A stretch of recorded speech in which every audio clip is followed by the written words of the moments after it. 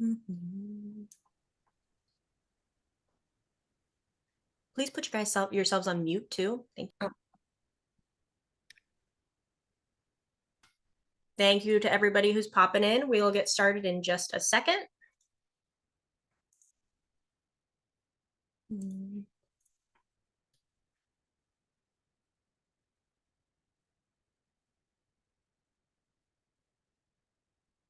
Appreciate everybody joining us today on this lovely Thursday.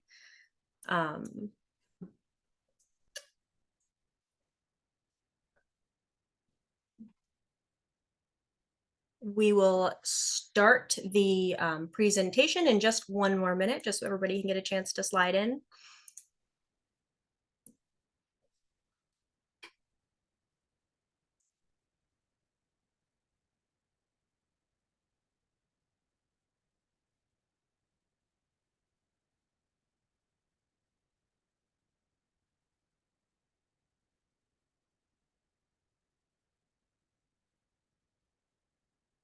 And I think I recognize a few of the names in the participants list of people who joined us last week. So thank you so much, or on the 26th. So thank you so much for coming back. Highly appreciated.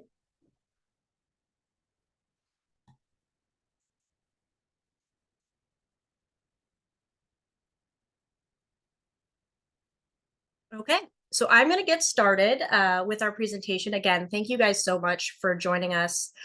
This is the second part of a two-part series where we're talking about both the National Council on Teacher Quality's results from our last release on the Reading Foundations panel, but also exploring a little bit about how practitioners can help towards making scientifically based reading instruction the status quo.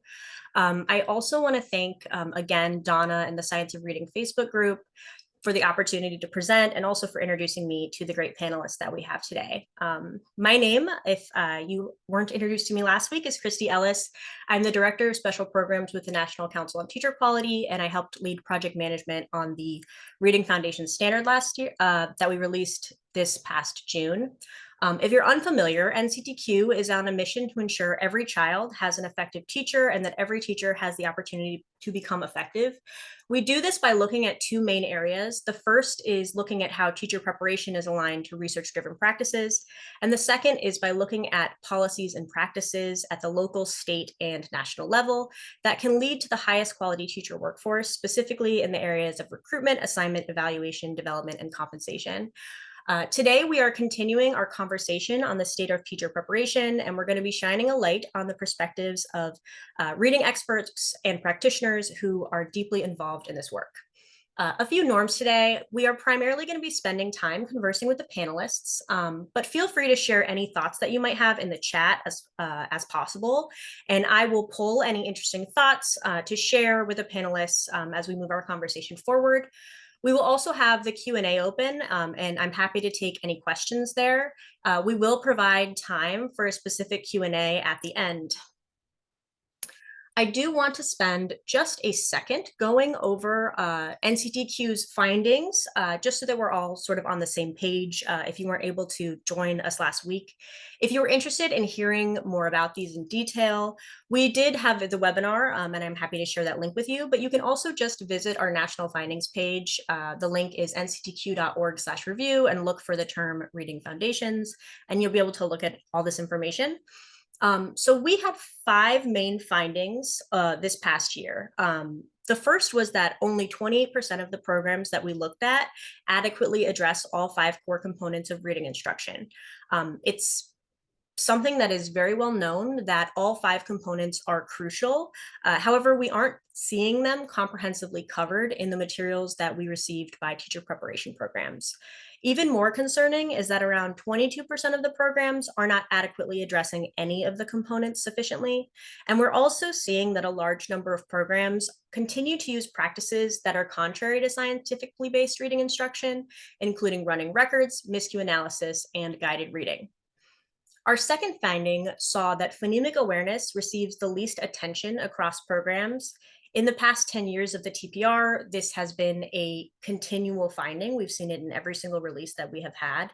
And in the latest release, we saw only around 40% of programs adequately addressing this component. The third finding was that 3 in 10 programs are not providing any practice opportunities of the core components. We are specifically looking for practice opportunities that involve a teacher acting as a teacher in a classroom and teaching, doing something related to instruction or assessment that is specifically related to a component. And in our findings, we're seeing that around 30% of programs do not have any of these specific practice opportunities connected to any of the components. On the positive note, and I think that this is actually our most positive finding that we had by far, and it's extremely positive, is that states can improve the quality of teacher preparation, and we have seen states be able to do this. 2 of the states that we highlighted within our report include Colorado and Mississippi, have made radical improvements to both the standards that they have in their state as well as accountability measures. And we are seeing that they are massively improving on the TPR as well. For example, Colorado's average program covers 4.5 of the components. So they're almost on average getting an A in Colorado. And lastly, we also extended our standard this year to include coverage of how programs are preparing teachers to teach a diverse range of learners, including students who are struggling readers, which includes students with dyslexia, English language learners, and students who speak English language varieties. Our benchmarks for these groups were similar to the other components, but for example, in areas like the amount of class time, we were looking for much smaller amounts. So we only looked for around 2 hours within each of these areas that you would want to cover these populations. And overwhelmingly, we are seeing that the majority of programs are not currently providing that time within teacher preparation. And so as we move forward, we want to make sure that we are highlighting these populations and ensuring teacher preparation programs are preparing every teacher to teach a diverse range of learners. Taken as a whole, I think that we can demonstrate that while the needle is moving on reading, the conversation is getting louder. There is more to be done, especially when it comes to teacher preparation. Today, we want to move from the conversation that just magnifies what's happening in teacher prep to exploring what teachers can and have been doing to explore this issue within their classrooms, as well as getting some understandings from Linda Diamond on her expertise in reading and why these things are important. So I'm very delighted to introduce our panelists, who I'm so excited to be speaking with today. Panelists, after I introduce you, I would love if you could just take a moment to add anything else you'd like to share about yourself for our listeners on your background and your connection to the science of reading. First, we have Linda Diamond. Linda is the founder and former president of the Consortium on Reaching Excellence in Education, the author of 3 professional books for educators, including the Teaching Reading Sourcebook. And I was delighted to have her as the lead reading expert this past year on the Reading Foundation Standard. Linda, anything you'd like to share? Unmute, please. Thank you. Thank you. I'm delighted to be here, especially with practitioners in the field. I've been doing this work for about 28 years and worked with many of the researchers that informed what we refer to as the science of reading. So I'm really pleased to be able to continue that work, even though I'm no longer at CORE.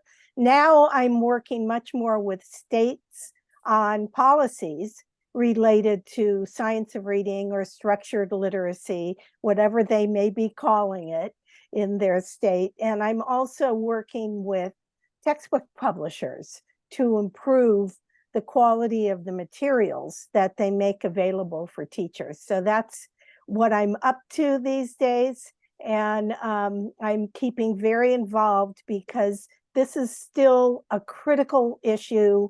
We're making progress. We have a long way to go. And I just am delighted to be here. Thank you so much, Linda. And next, I'd like to introduce Courtney Niblick.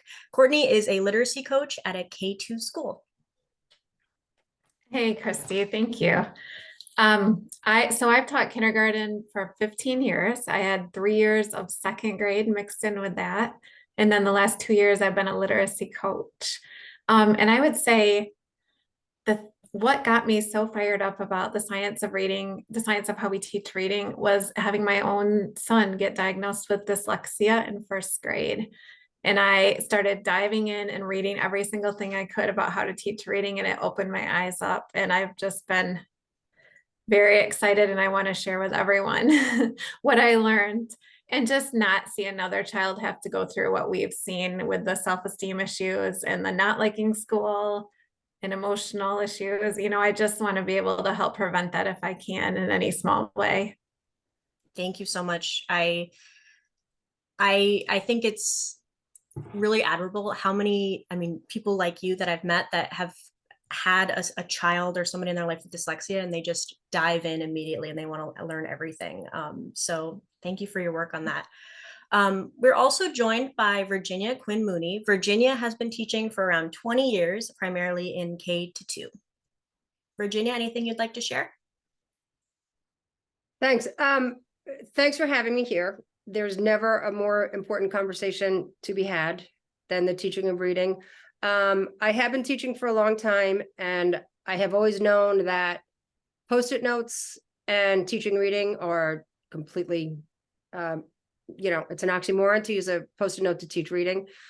It has always made me nuts. But there was a curriculum in front of us, and I read one article by Emily Hamford, and I was like, yes, this is it. And I have done everything I can to become part of the forward movement, because, at this point, we just need to look in the rear view. We need to look at the road ahead, not look in the rear view. And, Linda, you said that it's a critical issue, and there's just no more critical issue for these children. And, Courtney, your story with your son speaks to me so much. And, we need to start getting this right for all kids, but particularly for our dyslexic kids.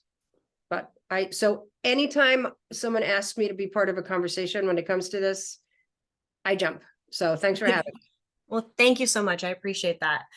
And last but certainly not least, thank you to Julie Van Leer for joining us. Julie currently works as a kindergarten teacher, and this is her 23rd year in the classroom. Julie, anything you'd like to add? Yeah, thank you. So I have 26 kindergarteners, but when my students go to art, gym, music, library, all their specials, I work with a group of struggling fourth graders who are still reading at a kindergarten first grade level. And then occasionally I will tutor kids before school, and then I do summer school, earmarked second through fifth graders who are struggling to read. I sort of stumbled into structured literacy. I moved from a very affluent school to a very high poverty school in my district, in my same grade level. And it was not apples to apples when I moved. And my kids just never closed the gap. And I had asked our curriculum director for an intervention program. And his balanced literacy answer was, you know best. You are better than any program. And so I stumbled into structured literacy. I found what I thought would be an intervention program, and then I realized I had to teach a full group because it was so different. And then I realized it conflicted with every single thing I had been taught in college and in my career. And that has just led me into about a 5-year span of learning and growing. And now I feel like I could teach anyone to read. So I'm really excited about that. Thank you so much. And I think I just want to echo sort of the sentiments from the group, that I think that this is a conversation that is extremely important, especially as we talk about, what actions can you take like today to help yourself be a better practitioner, and also help the people around you move the needle as well. So we're going to start. I'm going to first pull down my slides so we don't have anything distracting us. And I'd like to start first with just some one-on-one questions to learn a bit about more from our practitioners, specifically on their experiences and their expertise. So I'll start again with Linda. Linda, what do all teachers need to be successful in teaching reading? Well, all teachers need to know what and how to teach the components necessary to be a reader. I think they need to know the brain research, quite frankly, because that's where this starts. And the 50 years of research that has informed what we're now calling the science of reading is something that teachers aren't all aware of. They haven't been taught it. So they don't understand those components. Those are the components we reviewed when we did the NCTQ review. However, I want to be clear that the components that we know as the science of reading are not specifically how to teach it. And that's a very important part of what must be conveyed in teacher prep programs. This is often where structured literacy comes in, because that's more about the how than it is just the what. I think teachers need to know linguistics. And I think without that linguistic knowledge, you won't understand as well why English works the way it does, why kids may struggle with learning certain aspects, phonemes, phonics, for example, multisyllabic words. They're going to need to understand morphology. Obviously, they're going to need to understand how to develop an understanding of syntax and vocabulary and text comprehension and build background. All of those are vital components. In addition, I think it's really important to understand how to develop and what the role is of spelling, encoding, and writing. We didn't address writing this year with NCTQ, but that's a critical part of developing as a reader, as spelling is and encoding. And in addition, we really need to do a better job of educating all teachers to understand how to develop English language development for our multilingual learners, our emergent bilinguals, and also to know enough about English language variations, such as African American English, to understand the implications for phonology, morphology, syntax, and semantics, and what we can do about it. So those are the components. And I'm going to add one more. I think teacher preparation programs need to teach budding teachers to understand what constitutes scientific evidence. Because I believe that without that understanding, we fall prey to interesting articles, PD providers who have a particular interest, fads, a popular magazine, or something that sounds intuitively good, like Balanced Literacy did. So we need to understand where this research should be coming from. And I think that needs to be included. I will tell you that in many other countries, teachers have to take a statistics course to be a teacher, because they are expected to understand some of the research on how to teach reading. You know, I think that last part that you said is so important. And I just reflect back on, I was a third grade teacher for around 4 years in 2014 to 2018. And my number one source of information when I clearly knew I didn't have what I needed and my classroom would be successful was teachers pay teachers, right? And what you look for there is often like what's most popular, like what are other people buying and using and recommending. And that does not mean that it's a good product for kids to teach kids how to read. So I think that that's super important in terms of like building that professional knowledge of evaluating what quality actually is. So thank you, Linda. We're going to move now to Courtney. Again, thank you, Courtney, for joining us. As a literacy specialist who embraces the science of reading, what advice would you give to teachers to foster their knowledge and use of science-based reading instruction in their schools. I guess I'm trying to ask you is like, what is your pitch to when you first talk to a teacher and you're like, have you heard of the science of reading before? Yeah. And I am I know that I have to move slowly when I talk to people because it is a change in your mindset. And I know for me, I mean, I was shocked to know everything I didn't know. And fortunately, I had my son who was learning to read, so that was a good convincer.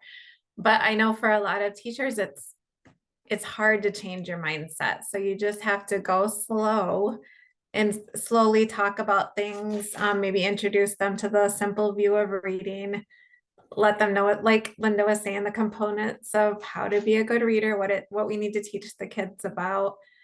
And I just think no one is trying to hurt kids with what they're doing currently. They just don't know better.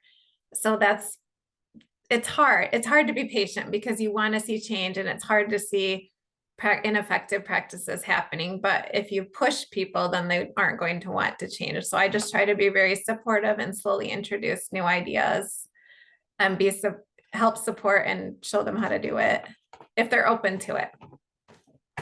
I think what you just said is, I think what you just said is exactly right, though. It's like 0.001% of teachers is trying not to do a good job, right? Every single teacher you meet is trying to do what's best for kids. And they're using what they know is best, or what has worked for them a lot of the time. So it is a conversation that you have to approach with a lot of tact. So thank you for sharing that. We're gonna move to Virginia. And you talked a little bit about in your introduction that you sent me, how you were moving or attempting to make moves within your district to adopt the science of reading. What lessons have you learned from that process?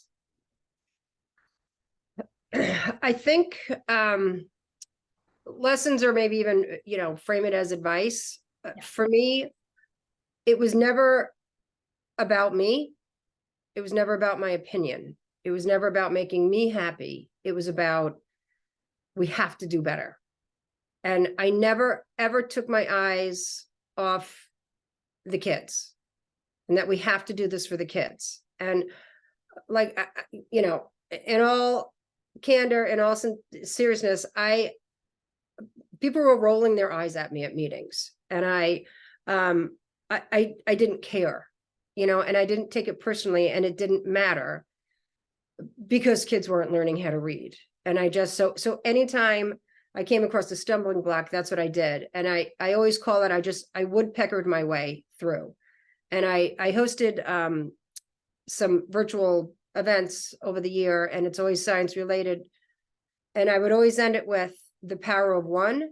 And it's like, you can't go in and do everything, right? You can't go into every meeting and get all these things accomplished, but what's the one thing that you can do, in one meeting? If you just, present one child for an MTSS and introduce better methodologies for this child, but, just 100% like keeping your eyes on the prize. And in our building, I can only speak to my little corner of the world. It's been very much a bottom up, for all the reasons that you just said. The teachers no one goes into this profession and thinks, if they read, it's great. If they don't, we are there for one reason and one reason only, and we all know it. And my principal kept referring to it as, it's messy. And I went into her office and I said, listen, I'm going to ask you to do me one favor. I will never ask you to do me another favor again. Please stop calling it messy. Every teacher was on board because they would just change one or two things in their room. I would go in and I would just, tapping, it's like earth-shatteringly different but they could see the results immediately. So every teacher was in, and, up here is calling it messy. And I'm like, no, scooping up words with a fake ladle, like that's messy. That doesn't make sense. Covering words or telling them to read more and more, like that's messy. But just, making a phoneme, grapheme course, like that is not messy. That's the opposite of messy. But just, just that, like, just never lose sight of the importance of it, which no one has, but that's anytime I felt tired or anytime I was like, you know what? I was like, nope, it's not about me. There's a much bigger issue out there than, you know, somebody getting ticked off at me at a meeting because I said science of reading again. I think what you just said is so critical. I have a different role than you. I work mostly in conversations with teacher preparation programs. Some of them are very aligned with the science of reading. Some of them aren't part of that conversation yet. And the way I always think about it is like, I've worked at Kmart before. And if I worked at Kmart, like I wouldn't have an argument with somebody who was mad at me related to like wanting to return an item, right? Like I have to be there as a service oriented person and help them like get what they need.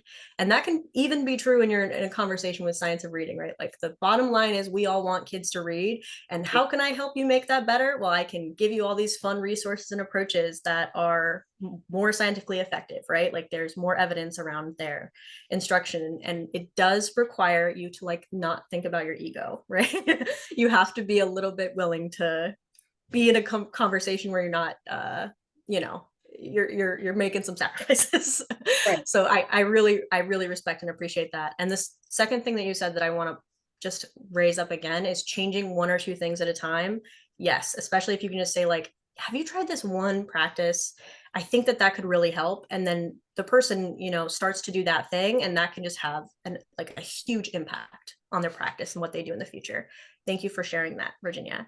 Okay, and last but not least, we have Julie. So you also spoke about having more informal conversations with people in your life about the science of reading and maybe not being able to navigate within the district context. So what are the biggest lessons that you learned in that journey, such as by creating learning communities? Yep. Sort of to echo what Courtney said, actions speak a lot louder than words. And you really can't change somebody's mind until they want to change. And I found when I first started doing structured literacy, I didn't tell anyone about it. I was very much a rule follower. I knew exactly what I should have been doing, and I had a whole lot of guilt that year. And then I made an offhanded comment to first grade because they were saying something that their kids couldn't do. And I'm like, mine can do that. And, you know, and I showed them a sample. And when COVID shut us down, I got most of most of lower L plus our principal and a couple of upper L teachers to do weekly learning. And it wasn't about the program, sorry. It wasn't about the program I was using. It was like all the knowledge behind the program.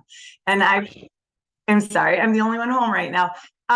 Because I'm the only one, sorry, because I don't ever go and start off to people and tell people things. I think it's safe. They'll ask me an opinion, and you know, I'll tell them what I think. And you know, how do you eat an elephant one bite at a time?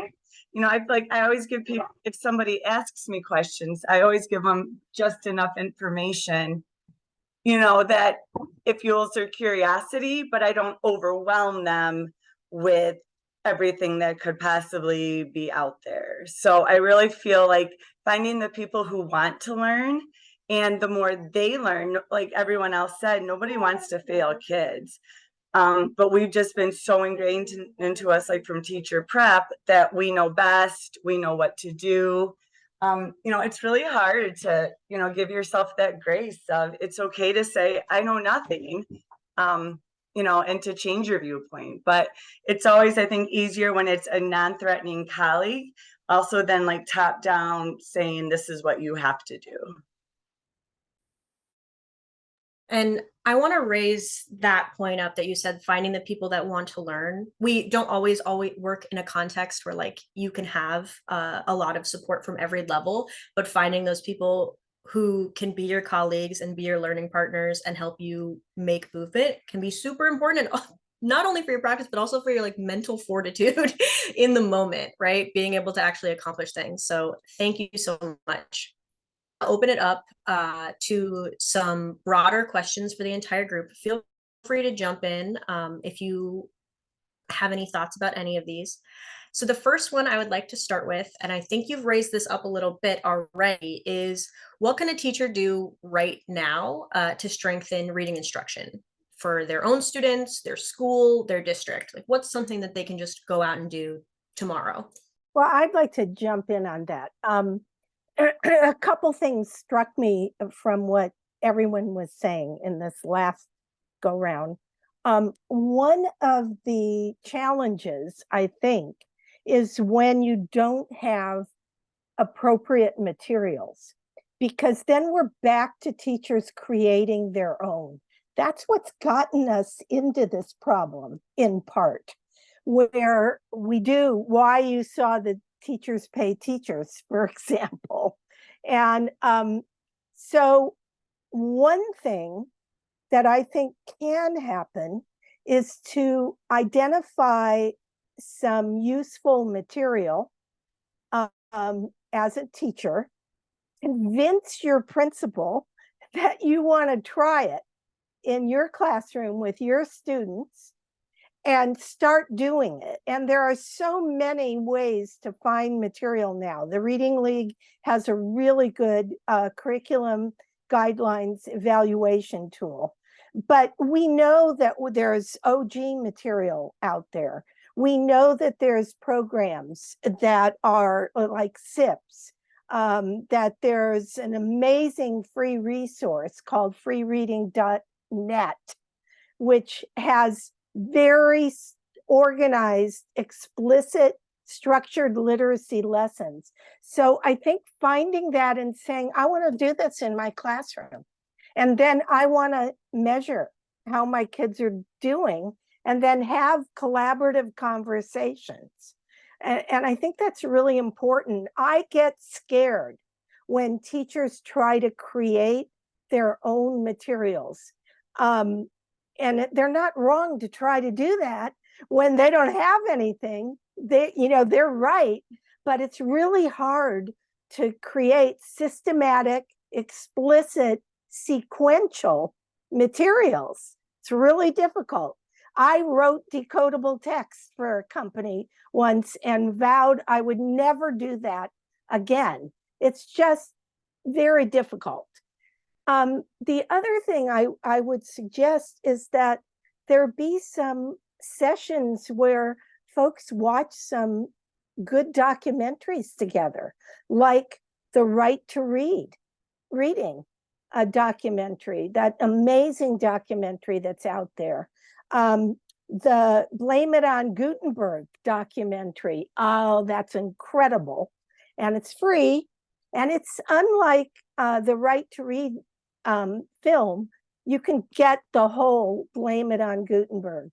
And then there's the Corcoran Foundation, The Truth About Reading. You can watch that whole documentary. And for sure, I would want folks to pay attention to Sold a Story, Emily Hanford's series. And that's a way to start building in your own school a kind of awareness and understanding. And Hopeville, for sure, which was amazing. And I think that's going to be, oh yeah, there's a chat comment from Donna about it. And I think that is a good way to start having these conversations and start building a sense that, from the ground up, we can do this. Thank you, Linda. Those are some great resources. And I am adding these to the advocacy toolkit that I will link at the end of our chat. And also, Linda, I have to say, I've been providing that freereadingnet.net thing that you shared with me. I give that to everybody because I think it's super important to share resources. Anyone else have any thoughts here? I always have thoughts, Christy, just so Please. you know. Have thought. I can see Donna grinning probably. Of course, everything Linda said and beyond. And I think, so much of what she touched on was so critical because we are here talking about the lack of teacher prep, which also then trickles down to lack of professional development. We are a self-taught profession. And those are such incredible resources. So, also there's so many great podcasts out there, Amplify, Melissa and Lori do a really outstanding job. And so much of my time outside of the classroom, well, and quite frankly, Donna's Facebook page, What I Should Have Learned in College, has been a huge learning curve for me. So that was everything I do, and I still do outside of the classroom. But inside my classroom,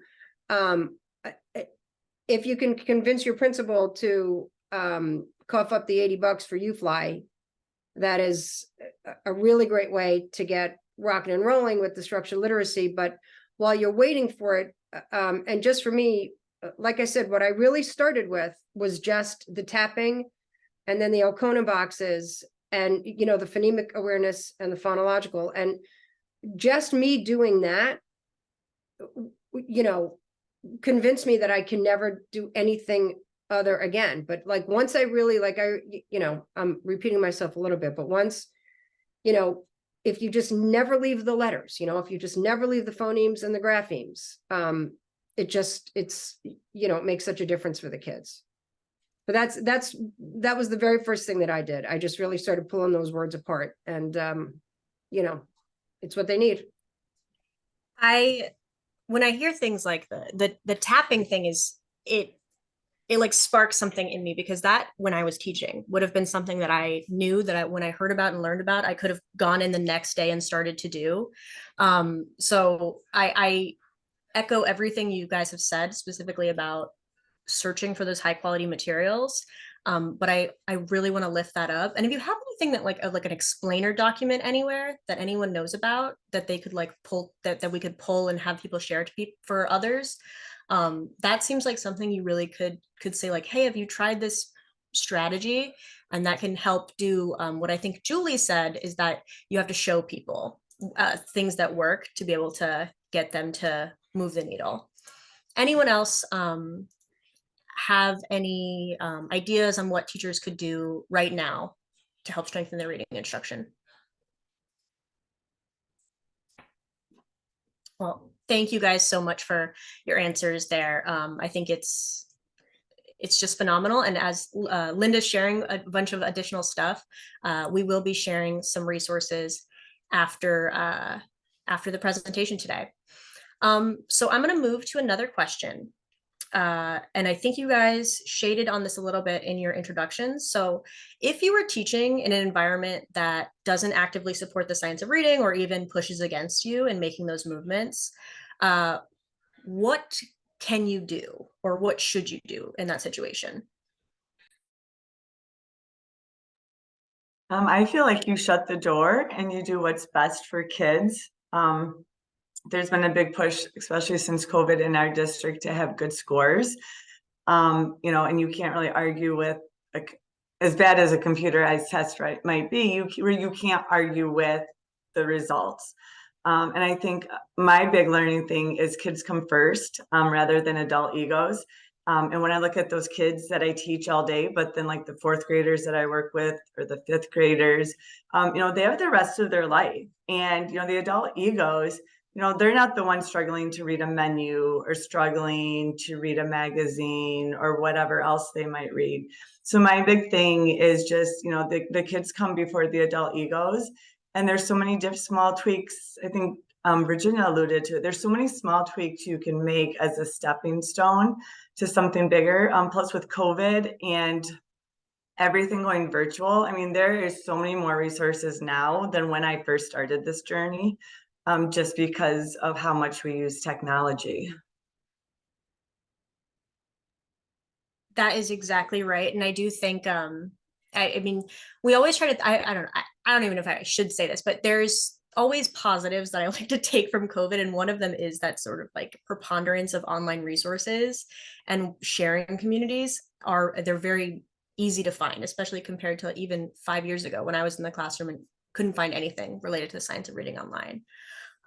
Anyone else have any similar advice there? Courtney? Yeah, I was thinking, the school I'm in now is more balanced literacy than my last school. And so one thing that I've been trying to do is, for example, writing. It's called MESA. It's based on Lucy Calkins. And so I've been suggesting that we take the scope and sequence of and I know that's not perfect, but take the scope and sequence of what they're supposed to be following and make it so that it follows research or evidence-based practices. So they're not totally going away from what they're supposed to, when it's narrative writing time, we do that, but we do it in an appropriate way that follows research. So that's a little way that you can work with the balanced literacy too. Virginia, did you have? Christie, I told you I I always know. have. Okay, Virginia. One thing too is depending on where you live, like I'm in Connecticut and there's legislation that they gave us curriculum to choose from. And every time I kept bringing it back up and every time I kept, saying science of reading, and I kept saying it's because other than the fact that it's what they need, there's legislation coming. So, I always had that, the legislation always had my back. So it wasn't necessarily me. So my best, word of advice is check to see if there's legislation that will support you.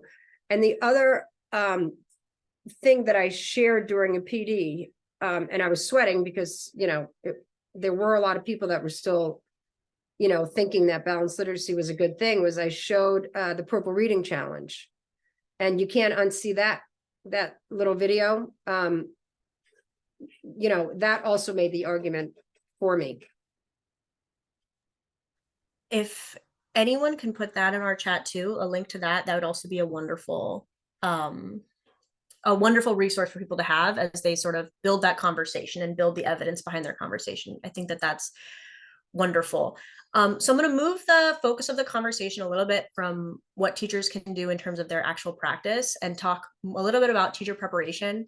So I believe most everybody here was traditionally prepared in a university setting. I think there might be one person who had an alternative preparation structure later on. I was prepared through Teach for America. It's where I got my preparation, which wasn't very intensive in terms of providing, evidence-based instruction. I happened to major in cognitive science, which cognitive linguistics, which was very helpful, but not as helpful as you would have hoped it would be. So what do you guys think teacher preparation can and should do to better prepare teachers to teach reading? And feel free to steep that in your own experiences in preparation. Wow. There is a researcher, longtime researcher, was part of the Reading First initiative and also the impetus behind the National Reading Panel. And he is writing a paper, even as we speak, with a group of us collaborating about what can be done and what needs to happen in teacher prep in particular. A lot of those components that I talked about, I was a secondary teacher, so I wasn't trained in reading at all. That's not what you did as a high school teacher. Teacher prep, here's going to be one of our biggest challenges. The professors themselves may not know the research. And so one of the points we're trying to make in this paper that's going to come out is that there needs to be professional development for those teachers, those professors, who in turn are going to be teaching pre-service educators, because they need to understand what the science is, what the research is. That without changing that knowledge base, it's not going to move the needle enough, because even if they put together syllabi that look like they're covering the topic, they may not have a deep enough knowledge of their own. So there is a cry starting to happen for preparation and training of the higher ed educators themselves.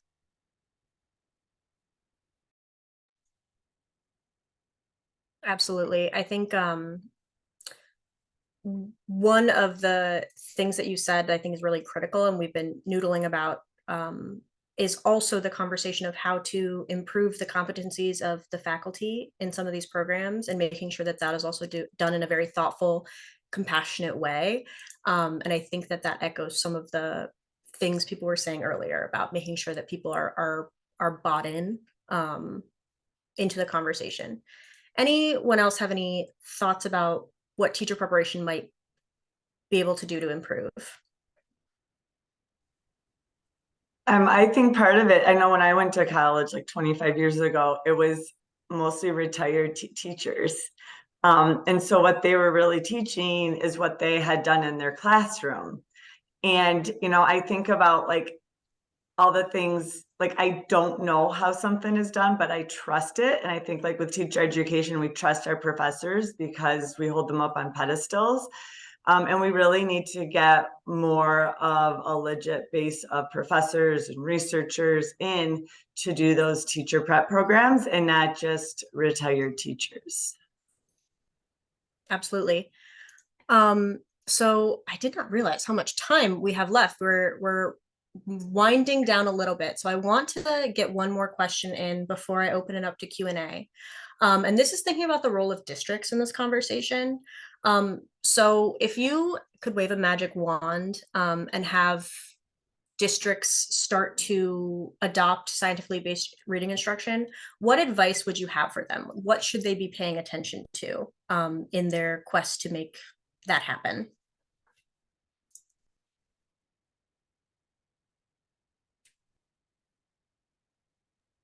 Shocking, it's me. I think two things. I think, and Lindy actually really touched on this really nicely in her introduction. I think high quality vetted curriculum is one, but I think if there's not PD to the brain research behind it, it's gonna be difficult to just roll out the curriculum. You know, I just happened to have a conversation today with a teacher who is very much trying to learn, and she's very much trying to do the right thing. And we are using UFly, which is a really great phonics instruction. But, you know, she had said that she was working with a kid and she's a kindergarten teacher, and the sentence was, "I see a star." And she said, you know, there was a picture of a star on there. So I just, you know, like, why not? And I thought, well, there's so many neurological reasons to that answer. And there's so many neurological reasons to what we're doing and the brain pathways and all that. And it really has a critical impact onto how and why we, you know, deliver the curriculum. So I think it can't just, you know, teachers so often we know this, we get handed the manual, but this is too important and the manual doesn't cover it. The manual just gives us the materials, but it doesn't give us like the real knowledge base we need in order to like do the curriculum justice, because it is based in the science, but we have to know why that science is there in order for us to do it justice. Yeah, that's such an important point, Virginia. There really are three components that a district needs to put in place. One is knowledge building. That would be having PD for all the educators, and that includes administrators. That's really important. And so there are so many courses out there now. There's Online Elementary Reading Academy. My old company does CORE. There's Letters. There's just a ton of good, solid knowledge building. That's one component. You need to have extraordinarily strong materials. That's a second component. But you have to build a system, the third component, with coaching that's ongoing and with support from both the administrators and the coach, and an assessment system in place as part of that system. And I think that system needs to be built based on an MTSS model. So those are things that need to happen in a school district. And but it doesn't happen overnight. You know, the Mississippi Miracle was no miracle. It started in 2013 and it was hard work and they kept working at it. So you've got to put the pieces together over time. But you're right, it cannot just be materials. It can't just be PD, because PD in the absence of materials makes you feel like, great, I have knowledge, now what? And then if you don't have the assessment system and you don't have the ongoing coaching and support, people revert back. We used to call it domestication. They'll take their really good curriculum and domesticate it. And that's where you need that whole system to make this work. I think that hits the nail on the head, especially that I think we've gone over this point a few times, is that buy-in and making sure people believe in something. And part of buy-in, and I don't think people talk about this much, is having that ongoing conversation where they're bought in again and again and again over time. And part of that is seeing results, right? To making sure that it's working for your kids. So and also, thank you guys. There's been so many additional resources added to the chat, which I will add to the document that I'm sharing out after this presentation. So this has been a wonderful brain trust in terms of building a fantastic amount of resources for practitioners. So we will move quickly to just taking a few questions from the chat. If you have any, please add them to the question and answer section, or you can just add them into the chat. I do want to note, we did have a person in the chat mention that they completely agree with you, Linda, and much of what you were describing mirrors what their district did, and with several early reading first projects that they led. So I think that even speaks to the fact that like this is something that people have been trying to accomplish for many, many years at this point, right? So we have one question, and this is for anybody. Do you feel that new teachers should get some in-classroom experience before starting university courses, or in conjunction with the university courses from week 1? And this can go for anyone.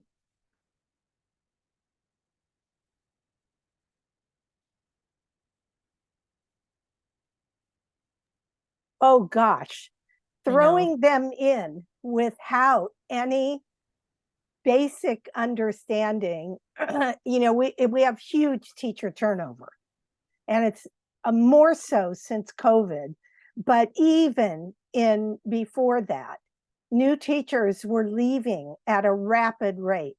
They're not supported. I think it would be better to have it in conjunction with your teacher preparation, a good teacher preparation, but also the placement where they're put for their clinical work or their student teaching is so important, because even if they're getting great knowledge in teacher prep, if they find themselves in a school for their clinical work that's doing balanced literacy, for example, and they're with a master teacher who's doing that, it's going to be really difficult. So matching good preparation with a good clinical setting is really important. NCTQ is currently exploring clinical practice in more depth. And so hopefully we'll be able to provide some additional resources on outcomes in this area too, because what I think Linda is saying is exactly right, is the strength of the mentor teacher is like, I say mentor teacher is like the most paramount thing to the experience. So hopefully in the future, we'll be able to provide you some research-backed guidance on this area too. So a second question is the science of reading enough? And this isn't being skeptical of the science of reading, but is there anything that might be missing from the conversation that should also be part of the focus? Linda pointed out some, I think, things earlier in our conversation similar to this, like what is it, scientific, not like literacy within teachers. Is there anything else that is not part of the conversation? Julie? I sort of feel like we have to even be careful with the term science of reading, because it's not just phonics. It's not just phonemic awareness. It encompasses, like Linda said, the background knowledge, the syntax, the sentence structure, like all of that is so important. And I feel like even I'm in Michigan, and when next the Common Core came out, you just slapped that label on and it was good as gold. And those critical teachers who were thinking said, no, it's same thing, different title. And I think that's really something to be careful of too with science of reading or structured literacy, is really, thinking critically and looking at the whole picture and not just maybe what a curriculum developer wants you to believe, or not even maybe what a coach in your district wants you to believe, because that's still looking through his or her viewpoint. But just being a critical consumer all around and looking at science of reading, structured literacy, the whole global experience. Absolutely. I think we internally have that conversation a lot too. We tend to go for SBRI, scientifically based reading instruction too, because we don't want to feed into the narrative that it's like phonics, drill and kill type thing. And unfortunately, that is a very common narrative that we see. Let me see if I have one. Yeah, Christie, that's only a narrative because of a lack of understanding of what the science of reading is. It's not that the term science of reading, although it's been hijacked to just mean phonics, but it's always encompassed. If we think about Hollis Scarborough's reading rope, or we think even about the cognitive components in the simple view, it's always been much broader. Mm-hmm. But what is missing from the conversation, I think, is attention to writing, spelling, encoding, and English language development for, in particular, our multilingual learners and for our speakers of English language varieties. And I think that that's a conversation we have to start to have much more rigorously, because there's more to be learned. And while we know a lot from research that's been done with multilingual learners, we're only at the start of translinguistic and translanguaging research for speakers of English language varieties. And I think there's, we have to keep open that there's more to be learned, and that will become part of the bigger conversation. I think you're exactly right. And I want to remember that I'm going to link to the joint statement by the Reading League and the National Committee on, do you know the rest, Linda, off the top of your head? National Committee on effective learning, effective literacy, I think, but it's an NCEL. The NCEL. So this is from the Reading League and NCEL on English language learners and the common understanding between English language learner researchers and advocates, as well as what the science of reading says about how to best teach English language learners. And I think that it's a really good and interesting joint statement that they put out. We have one more question. We're not actually going to get to it, but I'm going to make a suggestion for this asker for where they can explore further there. So they ask, what does the science of reading actually say about teaching phonics? Do you teach it independently of and prior to reading, or teach phonics as a part of reading? And I think that that's a huge question with a huge answer, and would require a lot of another probably session to go into the various, processes for how to best teach phonics. But what I would like to do now is share what we can provide related to that conversation as we wrap up our conversation today. We have put together an advocacy toolkit. If you go to a bit.ly link /TPR-advocacy, we have some great resources there, including the SEA leaders that are in your state, a draft letter that you can share with an SEA leader, urging them to think more and adopt policies related to reading science, as well as links to state profiles. These are all our policy related resources, but at the bottom, I'm also making a compilation of all the great resources that are more practical for teachers in the classroom that you can use. And part of that will be that reading curriculum that the free reading textbook.net that Linda mentioned will have a lot of great resources. Freereading.net. Freereading.net. Reading.net.